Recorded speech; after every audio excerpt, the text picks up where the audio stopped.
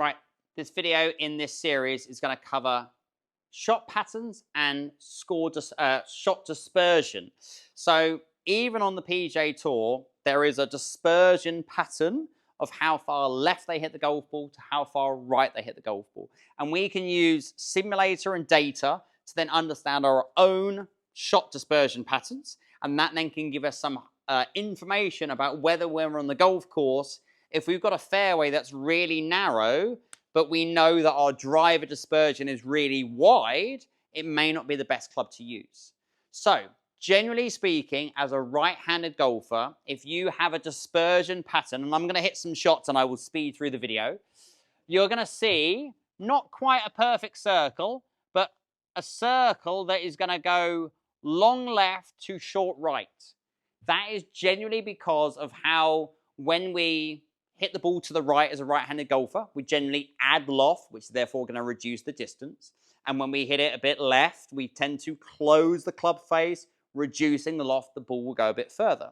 So you're not going to hit this perfect circle where it's just, you're just going to hit a few shots to the left and you're going to hit a few shots to the right. You're actually going to hit a few shots long left and short right, as a general rule. To give you some hope, driver, PGA Tour, is 35 yards left and 35 yards right. So there is a huge dispersion that the PGA Tour guys are playing with. Yes, they're hitting it further than you, and they're swinging faster, and they've got more ball speed and all that good things that we've been talking through the series, but they do have a dispersion pattern. Remember, when you're watching the PGA Tour on telly, you are only watching the guys that are playing well that week, so you are generally going to see more guys that hit the fairway than you are them going to hit them seeing it in the trees. So always bear that in mind, that when you are hitting it left and right, you're not the only person hitting it left and right. It does naturally happen. So, not using the numbers, but using the little map that I've got, I'm going to fast forward this, but I'm going to hit 10 shots with a 7-iron. We're going to see my dispersion pattern to give me an idea of my tendencies when I'm hitting a 7-iron. Now, you will see, if I aim in a straight line, that some of my dots on the map will finish to the left. Some of my dots might finish to the right. But if I can get an understanding of my tendencies, then maybe I can take that into consideration when I'm playing, that I'm not always aiming dead straight at the flag. Maybe I'm going to allow for my shot dispersion. I tend to hook the golf ball. So I might need to be aiming slightly to the right of the flag to allow for my natural shot dispersion, my shot pattern. So let me just hit 10 shots, and I will talk to you in a minute.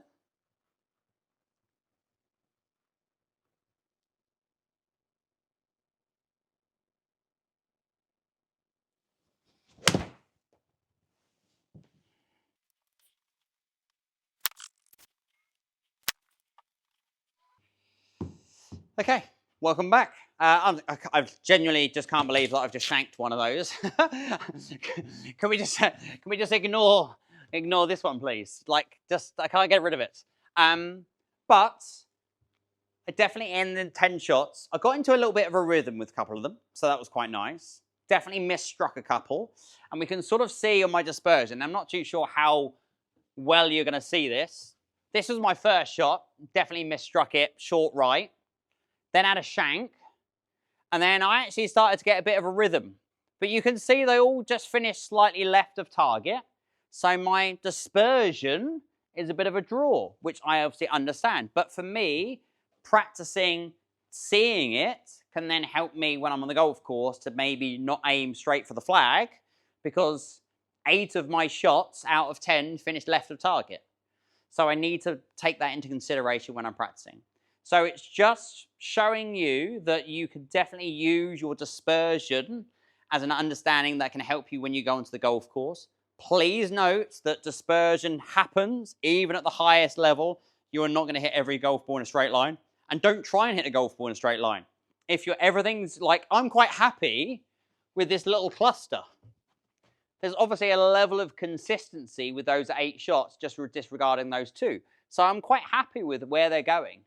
So hopefully you can take that into your next practice. And just want to show you a couple of little bits to finish the series. So watch the next video.